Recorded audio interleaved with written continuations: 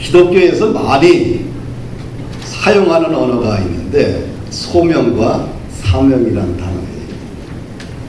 근데 이 소명과 사명이라는 단어가 비슷하기도 하고 또 다르기도 하고 또 혼동스럽기도 하고 그래서 구별 없이 막 쓰게 됩니다. 이 소명이란 뭐냐? 임무를 맡기신 하나님을 위해서 임무를 맡기기 위해 나를 부르신 것, 이것이 소명이고요. 사명은 한마디로 임무입니다. 책임, 임무. 그래서 사명을 맡겨진 임무라고 합니다. 근데 우리가 행복하기 위해서는 맡겨진 일이 있어야 돼요. 할렐루야. 회사에 가도 맡겨진 일이 있어서 할 때 행복하지요. 회사에 갔는데 아무 일을 맡겨주지 않으면 어떻게 될까요? 그 자리가 하늘방석이 되는 거지요. 우리가 예수님을 믿으면서 신앙생활을 하면서 중요한 것은 하나님이 나에게 맡겨진 임무, 책임, 그것이 있어야 돼요. 이것이 있을 때 행복합니다. 하나같이 하나님의 사람들은 그들에게 주신 하나님의 사명, 임무가 있었지요. 모세와 아론에게 준 임무는, 사명은 무엇일까요? 이스라엘 백성들이 애굽에서 고통 속에서 부르짖습니다.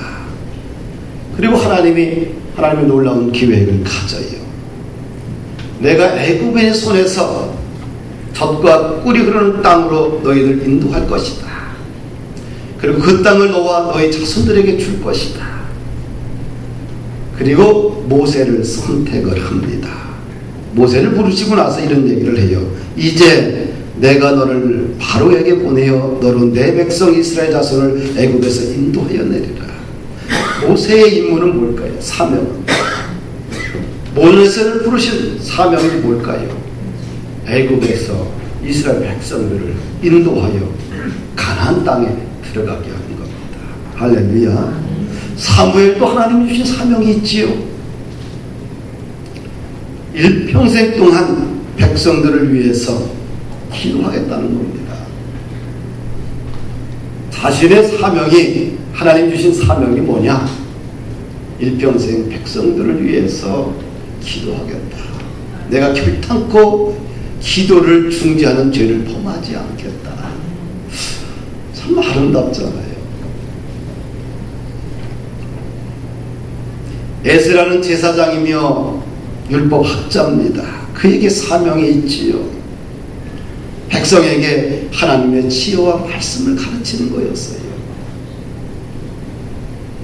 이스라엘 백성들이 바벨론 포로로 잡혀갔어요. 그들은 예배의식이 무너졌습니다. 말씀이 사라져버렸어요. 고국으로 돌아왔어요. 포로에서 기원했어요. 누군가 그들에게 예배를 가리키고 하나님을 가리키고 율법을 가리키고 역사를 가리켜야 되는데 가르칠 사람이 없는 거예요. 에스라가 제사장이면서 학자로서 백성들에게 말씀을 가르치는 사명을 가지고 일생을 헌신했습니다. 에스더도 마찬가지죠. 에스더의 사명은 왕비가 되어서 편안하게 이방 민족 사회에서 누리는 것이 아니라 그가 왕비가 된 것은 민족을 구하기 위한 하나님의 놀라운 계획 속에 있는 거지요. 그래서 3일간 금식하면서 왕에게 나갔습니다. 내가 죽으면 죽으리라. 생명을 걸고 왕 앞에 나가서 그가 말을 전했고 그 결과 유대인들이 하만의 모략으로부터 벗어나 구원받을 수 있었다는 것입니다. 바울에게도 사명이 있었어요. 이방 선교를 위한 하나님의 부르심을 깨닫고 일생 동안 자기의 생명을 조금도 두려워하지 않고 자신의 인생을 드렸습니다. 하나님은 누구에게나 사명을 주셨어요. 하나님 부르셨고요. 그 다음에 그들에게 임무, 사명을 주셨지요. 그런데 그것을 어떤 사람은 깨달은 사람이 있고 어떤 사람은 전혀 깨닫지 못하고 살아가는 사람이 있고 또 어떤 사람은 깨달았는데 내려놓기 싫어서 그냥 사명을 포기하고 살아가는 사람이 있고요. 어떤 분들은 그 사명을 위해서 살아가는 분들이 있는 것이에요. 오늘 본문을 보니까 요셉의 사명이 나와요. 아버지가 요셉에게 말합니다. 야, 네 형들이 양떼를 지키고 있는데 잘하고 있는지 가서 보고 와라. 임무를 줘요. 그 임무를 요셉이 받습니다. 아버지로부터 형들이 양들을 잘 치고 있는지 가서 보고 나에게 보고하라. 임무를 줬어요. 사명을 줬어요. 너를 그들에게로 보내리라. 13절에 보니까 요셉이 아버지에게 말합니다. 내가 그리하겠나이다. 할렐루야. 내가 그리하겠나이다. 하나님이 주신 임무를, 아버지가 주신 임무를 그는 내가 그리하겠나이다. 사명을 내가 지키겠습니다. 이렇게 아주 단답형으로 깔끔하게 아버지의 명령 앞에 순종하는 것을 봅니다. 요셉이 아버지의 명령을 들었을 때 요셉의 마음에도 얼마나 복잡하겠어요. 형들이 자기를 미워하고요. 그렇죠? 형들이 자기를 동생으로 여기지도 않고요. 또 당신은 이렇게 안전이 보장된 그런 사회 질서가 보장된 시대가 아닙니다. 가다가 잡히면 노예를 잡아서 팔아버려요. 근데 어린 17살밖에 되지 않는 이 청소년입니다. 근데 혼자 가는 거예요. 아버지 나는 두렵습니다. 겁납니다.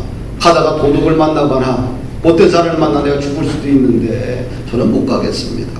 이렇게 말할 수도 있지만 그는 어떤 불평도 불만도 변명도 하지 않고 아주 단순하게 확실하게 대답을 합니다. 내가 그리하겠나이다.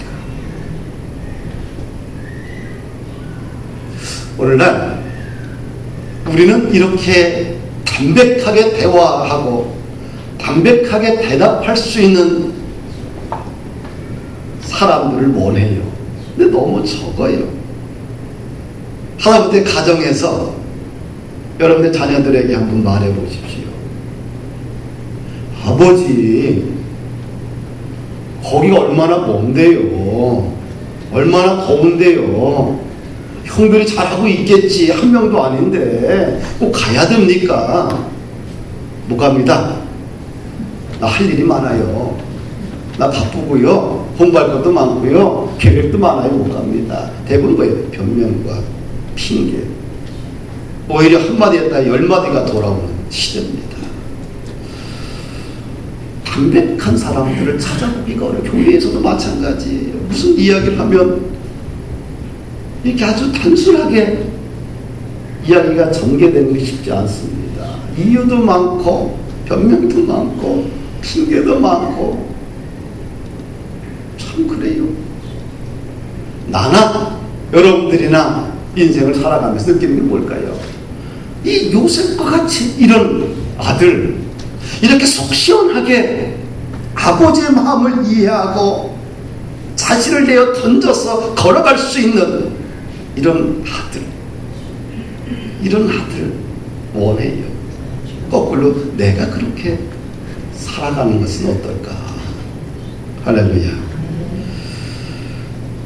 하나님의 부르심 앞에 요셉처럼 순종하는 믿음의 사람들을 참 과거보다는 많이 적어졌다는 생각이 들어요.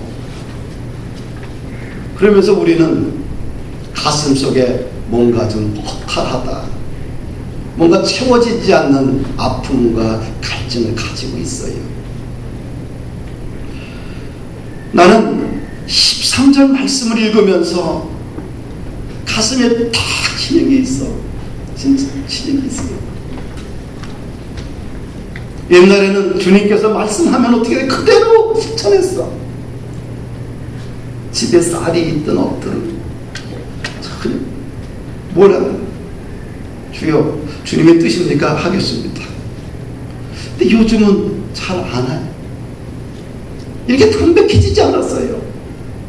제가 3주 전에 태국에 도선교사라고 있는데 참 신실한 친구예요.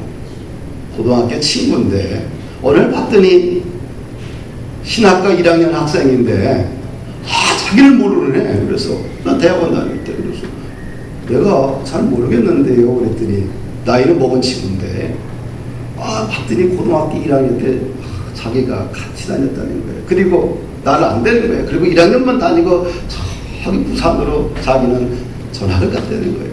근데 신학과 1학년에 늦가기가 들어왔어. 근데 애는 대시요.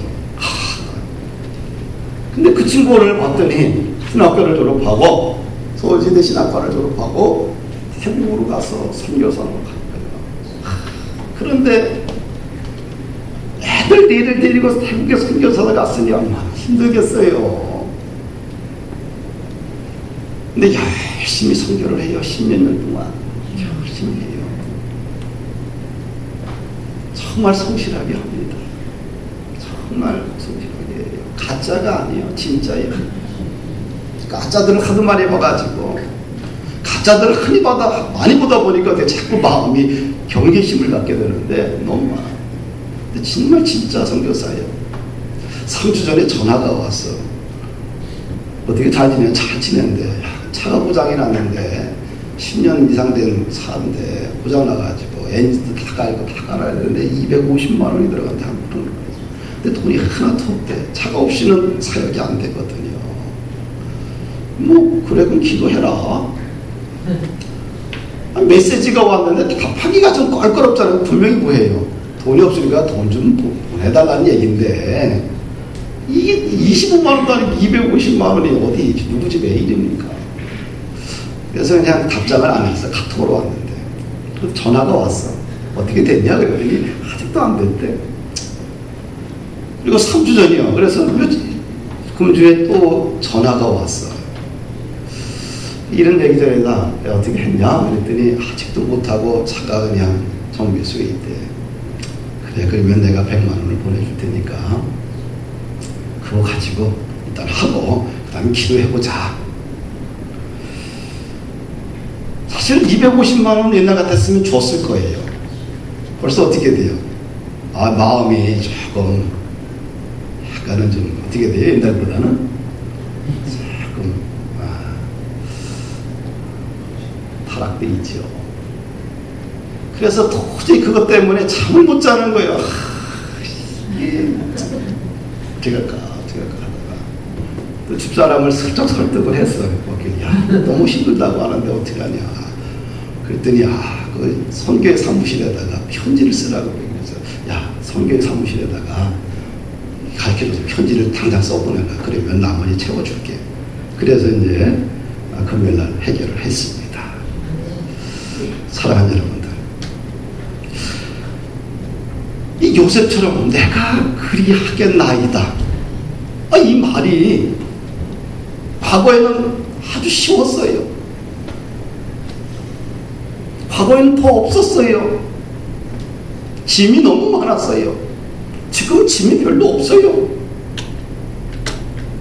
그런데 이렇게 주님 앞 부르신다고 하고 주님이 부르시고 또 주변 사람에서 이런 얘기를 들을 때 내가 그리하겠나이다. 이렇게 이야기하기가 멈칫멈칫하고 있어요. 그만큼 어떻게 될까요? 성령의 세미한 음성소리에 순종하지 못하고 살아가는 거겠지요. 그래서 이 13절 말씀에 아버지의 말씀에 요셉이 어떤 변명도 대꾸도 하지 않고 내가 그리하겠나이다. 이 말이 얼마나 감동적이고 아름답게 들리는지 또 성령의 소리로 들리는지 다시 한번 깨닫는 한 주가 되었어요. 마태복음에 보면 예수님께서 천국잔치를 비유하면서 사람들을 초청을 해요. 초청을 했는데 반응을 합니다. 혼인 때문에 못 갑니다. 급한 반일 때문에 못 가고요. 급한 사업 때문에 못 갑니다. 모두 핑계를 대고 초대에 응하지 않지요.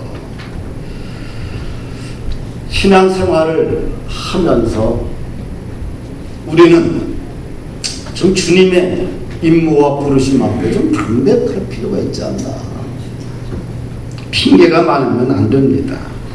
변명이 많으면 은혜도 기적도 감동도 찾아오지 않아요.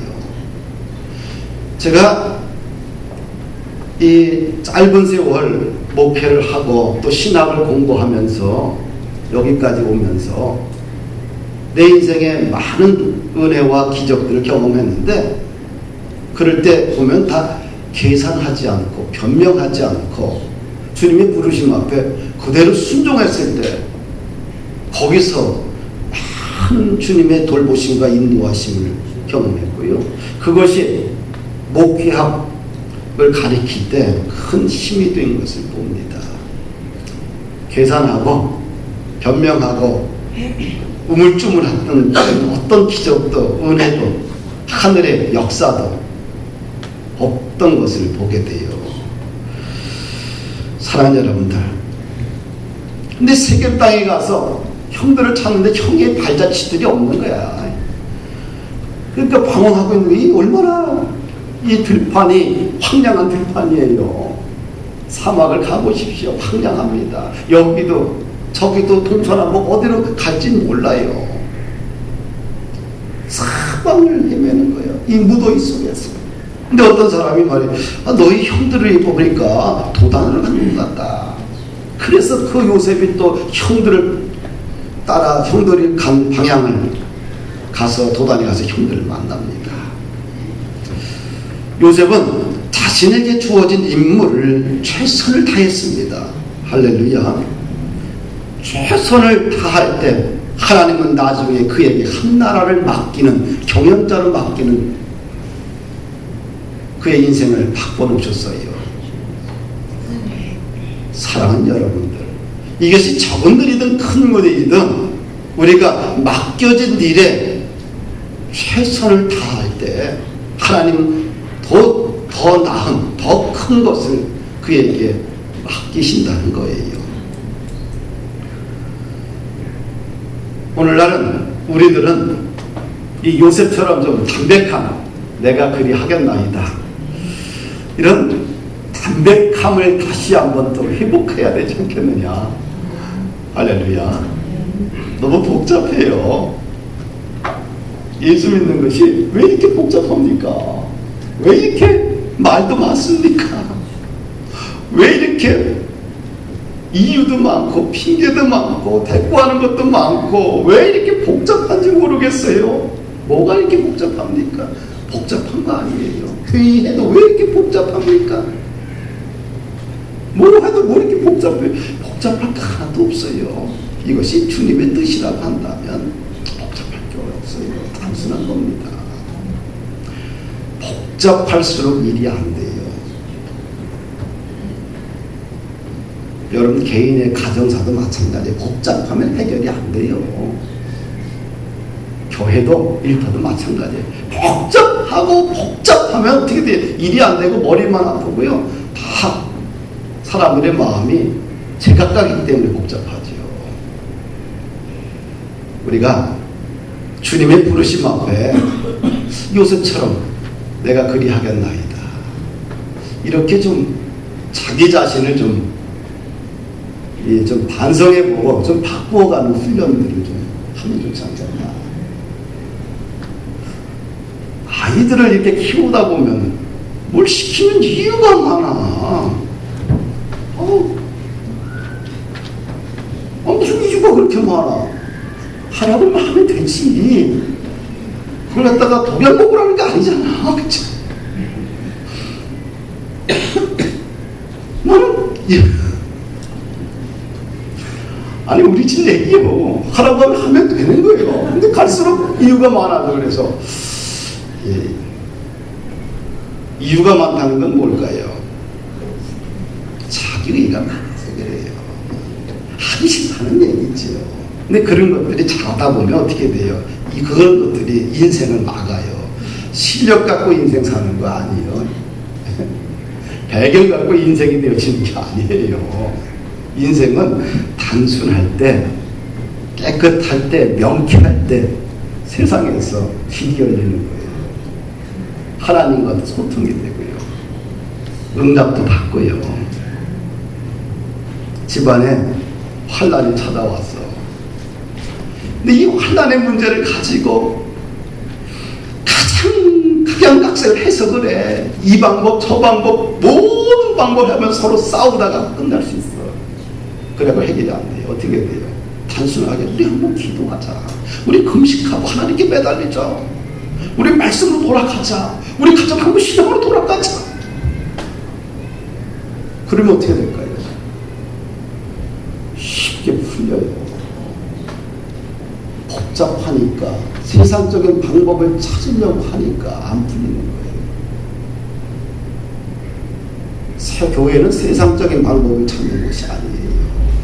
교회는 하나님의 방법. 하다가 안 되면 어떻게 돼요? 아, 우리가 기도가 부족해서 그런가 보다. 말씀이 부족해서 그런가 보다. 기도하고 말씀으로 돌아가면 돼요. 가정도 마찬가지예요. 청소년들, 자녀들 고민이 많잖아요. 자기 머리로 고민해봤자 그게 해결될까요? 해결 안 돼요. 근데 어른들은 답을 알고 있어요. 네 머리를 아무리 고민해도 너는 해결하지 못한다. 그럴 때 어떻게 돼야? 그러지 말자. 너가 고민한다고 해결되지 않는 거 우리 거꾸로 가자. 예배생활 잘하자. 그래서 예배생활 정직하게 하고 기도 한번 하자. 말씀을 한번 돌아가보자.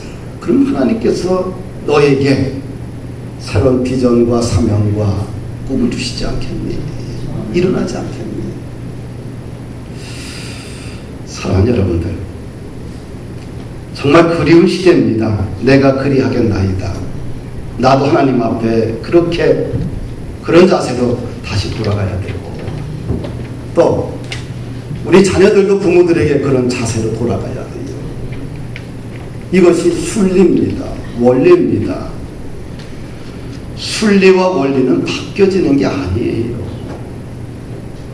순리와 원리는 동서고금을 막론하고 다 통하는, 사통발달을 되는 통하는 진리입니다. 사랑하는 여러분들, 하나님의 나라는 이렇게 충성되고 순종하는 사람을 통해서 계속해서 성장하게 돼요. 사도 바울이 믿음의 아들, 영적 아들인 디모데에게 이런 말을 해요. 내게 들은 말을 충성된 사람들에게 부탁하라. 저희가 또 다른 사람들을 가르칠 수 있으리라. 이 하나님 나라의 거룩한 비전을 누구에게 전달해야 되느냐? 충성된 사람들이죠. 충성된 사람들에게 가르치라는 거예요. 그럼 누구에게 가르치? 충성된 사람들에게 가르쳐서 또 그 사람들이 다시 충성된 사람들을 택해서 가르칠 때 하나님의 나라가 번성하게 된다는 거예요. 결국은 오늘날 충성된 일꾼 제자가 필요해요. 요셉은 아버지 내가 그리하겠나이다. 충성된 아들이었습니다. 충성된 아들을 통해서 아버지의 임무가 완성되는 거예요. 충성된 사람이 결국 나라의 일꾼이 되는 것이고요. 충성되지 않은 사람들이 교회를 세우는 거 봤습니까? 충성되지 않은 사람들이 맡겨진 것들을 잘 감당하는 거 봤습니까? 1년을 지나면 우린 드러나요. 결국 충성된 사람들만이 맡겨진 일을 책임감 있게 감당하고 시간이 지나면 반드시 거기서 열매가 나타나는 것을 보게 돼요. 할렐루야. 세상은 내 그러하겠나이다 이렇게 충성된 사람들에 의해서, 그리고 담백하게 자신의 임무가 무엇인지를 알고 거기에 자신의 전 존재를 집어넣고 헌신하는 사람들에 의해서 세워지고 역사는 만들어간다는 사실입니다.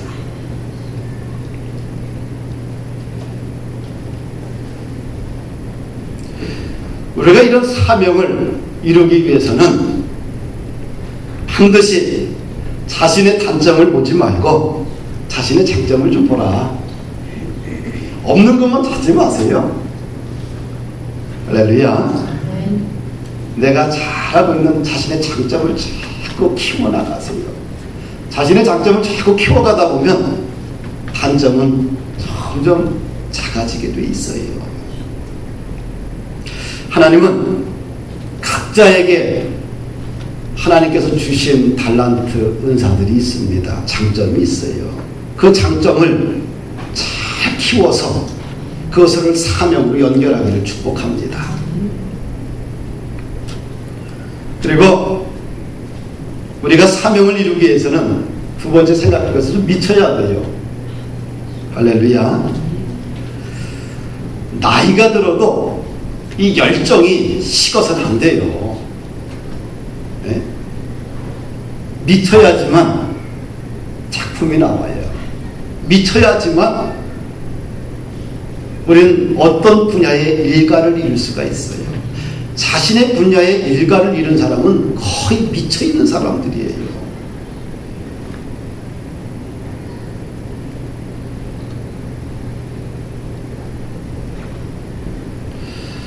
사랑하는 여러분들, 중직자들은 교회에 미쳐야 돼요. 중직자들은 교회에 미쳐야 교회가 되는 거예요. 그래야지만 영적인 교회를 물려줄 수 있어요. 우리가 교회하게 되면 숫자가 많아야 된다. 중요하죠. 근데 그것보다 더 중요한 것은 왜 영적인 교회를 물려줘야 돼요. 숫자는 왜 하루아침에 무너질 수 있어요. 어디 가면 숫자가 많아요? 이단들에 가면 숫자가 더 많아요. 그들은 수요일날 가보면 거의 출석률이 100%예요. 가도 어떻게 왜 양복을 입고 한복을 입고 쫙 해서 군사답게 딱 앉아 있습니다. 사랑하는 여러분들, 우리가 하나님의 거룩한 꿈과 비전과 나라에 미쳐야 돼요. 그래야지만 영적인 교회를, 유산을 물려줄 수 있어요. 부모가 예수님에게 안 미치는데 무슨 영적인 가문이 형성되겠어요? 생각해보세요. 그래 안 그래요? 아니, 부모가 예수님께 미쳐있지도 않은데, 예수님에 대한 일자도 집에서 나오지도 않는데, 예수님을 함께 동행하지도 않는데, 성경도 안 보고 기도도 안 하고 예배생활도 개떡같이 하는데 어떻게 영적인 가문이 되겠어요? 될까요? 안 될까요? 안 되는 거예요. 정말요. 미쳐야 돼요. 정말 여러분들의 후손을 통하여서 하나님의 나라가 세워지고 일꾼을 만들기 위해서는 부모가 하나님의 꿈에 미쳐야 돼요. 하나님의 비전에 미쳐야 돼요. 기도와 말씀에 자신의 인생을 드려야 돼요. 목회자도 마찬가지예요. 목회자에게 필요한 게 뭘까요? 뭐에 미쳐야 될까요? 기도와 말씀에 예수님에 미쳐야 돼요. 그래야 사명이 자꾸 세워지고 자꾸 비전들이 자꾸 일어나요. 할렐루야. 만약에 중직자들이 교회에 미치지 아니하면 오히려 교회 성장에 방해거리가 됩니다. 나중에 누구한테 계산받을까요? 하늘에 계신 예수님 앞에 다 계산받게 돼 있어요. 적당히 해가지고 인생 성공하는 사람 봤어요? 우리 장로님들 그래 성공했다는 사람 봤어요? 아무도 없어요. 적당하게 예배 생활하고 적당하게 봉사 생활하고 적당하게 헌금 생활하고 적당하게 하게 되면 기쁨도 열매도 능력도 아무것도 일어나지 않아요. 적당하게 믿잖아요. 그러면 기적이 없어요. 왜 내 인생에 왜 기적이 없을까? 적당하게 믿어서 그래요. 왜 내 인생에 이렇게 변화가 없을까? 적당하게 믿어서 그래. 미치지 않아서 그래요. 적당하게 믿다 보니까 어떻게 돼요? 열정이 없는 거지요. 열정이 없게 되면 어떻게 돼요? 아무런 변화도 느낌도 감동도 일어나지 않아요. 사랑하는 여러분들, 미칩시다. 삼성전자 천안 공장에서 대우중공업 김규환 명장이 거기서 강의를 했어요. 근데 요즘 인터넷에 아주 화제가 되고 있습니다. 그분이 삼성전자 천안 공장에서 강의했던 내용이 요약되어서 인터넷에 올라왔어요.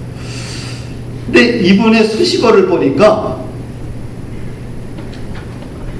국민학교도 다녀보지 못했고 5대 독자이면서 외아들로 일가 친척이 하나도 없이 15살에 부모가 돌아가시고 소년 가장이 됩니다. 그러면서 거지 생활을 해요. 근데 기술 하나 없이 25년 전 대우중공업의 사원으로 들어가서 마당을 쓸고 또 물 나르면서 하다가 이렇게 회사 생활을 시작합니다. 그런데 대통령 표창을 2개 받고 대통령 표창을 4번 받고 발명 특허 대상 장영재상 5번 받고 1992년 초정밀 가공 분야 명장으로 추대됐고 아이디어 지원만 회사 생활하면서 24,612건을 했고 700개 이상이 자기의 아이디어가 제품화가 되었고 국제 발명 특허를 62개를 가지고 있는 사람, 또 심청가를 1000번 이상 듣고 완창하는 사람, 참 대단한 사람이에요. 그렇죠? 이 구걸하며 살다가 우연히 신문에 난 이제 글을 궁금해서 이제 사람들에게 물어요. 옆집 아줌마에게 물어요. 왜? 글을 모르니까. 근데 아줌마가 그것을 보고 대우가족 모신다 이런 큰 글자였어요. 그래서 이분이 대우라는 사람도 나만큼 외로워서 가족을 모집하는구나. 그 세상에 참 별의별 방법가 다 있구나 생각을 하고 나중에 알고 보니까 이것을 채용한다는 뜻인 것을 알고요. 이것도 인연인가 싶어 회사를 찾아갑니다. 근데 회사 앞에 당도하니까 어떻게 수위가 들어가게 합니까? 냄새난 거지를 1시간 이상 두들겨 맞았대요. 근데 한 임원이 그 두들겨 맞는 모습을 보고 무슨 행패냐? 걷어줘. 이 말을 하고 들어갔대요.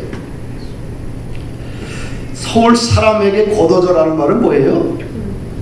도와주는데 밥 한 끼 정도 주고 내보내라는 뜻인데 이 수희가 경상도 사람이라 이 걷어줘를 갖다 도와주되 우리 식구로 받아줘라 이렇게 해석을 해서 이 사람이 이제 채용하고 있는 당시 부장에게 임원이 이 사람을 쓰라고 했습니다. 그래서 대우에 들어가게 되는데 자격 조건이 안 되는 거야. 그래서 뭐를 하게 되냐면 잡부로 채용이 됩니다. 근데 어떻게 살았냐? 성실하게 살았어요. 그래서 그 사람이 부지런하면 굶어 죽지 않는다. 사원으로 입사해서 5시에 출근을 해서 회사를 다 깨끗이 청소를 합니다. 사장님이 보고 물어요. 왜 일찍 나오냐?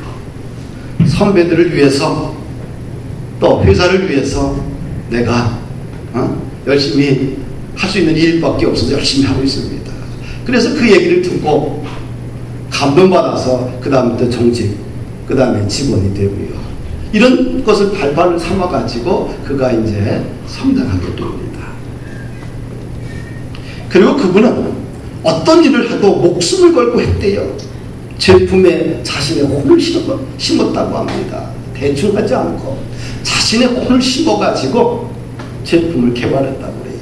그래서 명작이 되었다. 초등학교 나오지 않고 한글도 모르는 친구가 그렇게 명장 되는 거 쉽지 않잖아요. 근데 그분은 끊임없이 준비했다고 그래요. 5개 국어를 현재 하고요.